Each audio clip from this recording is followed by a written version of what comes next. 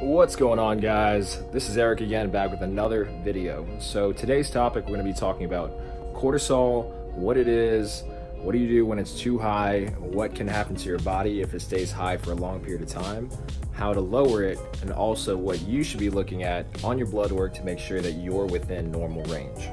Guys, first thing, what is cortisol? Cortisol is secreted by our adrenal glands, okay? Your adrenal glands are these little bitty beads that are placed right on top of your kidneys. Now, what they do is they're meant to secrete cortisol and to help our body get used to stress or fight or flight, all right? So cortisol isn't necessarily bad.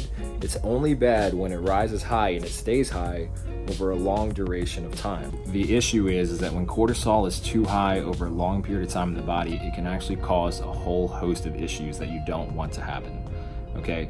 It's gonna stress out the adrenal glands, and when that happens, you're gonna get tired, lethargic, moody, you're gonna have memory issues, you're gonna have fat and water weight gain around the face, the armpits, and the lower belly fat area.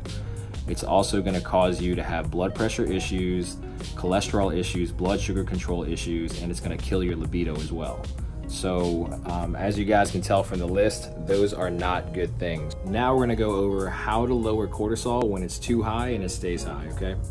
The first thing you wanna do, guys, in order to lower cortisol is one, you're gonna wanna get really good sleep, okay? Number two, aerobic exercise with vitamin D. That means some type of movement like walking, running, biking, in the sunlight if you can.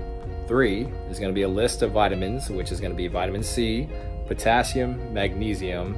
It's gonna be vitamin B1, vitamin B5, and then also for the two heavy hitters, which are my personal favorite ones, are gonna be holy basil and ashwaganda, okay?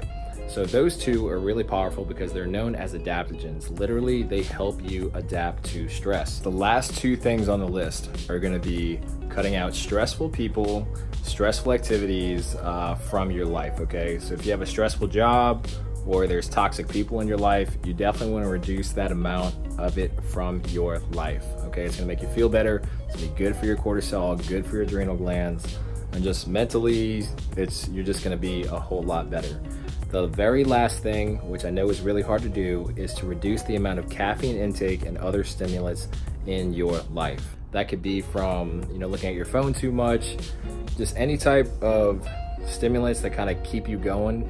Try to keep them away, especially later on in the afternoon, and that's also going to help lower cortisol.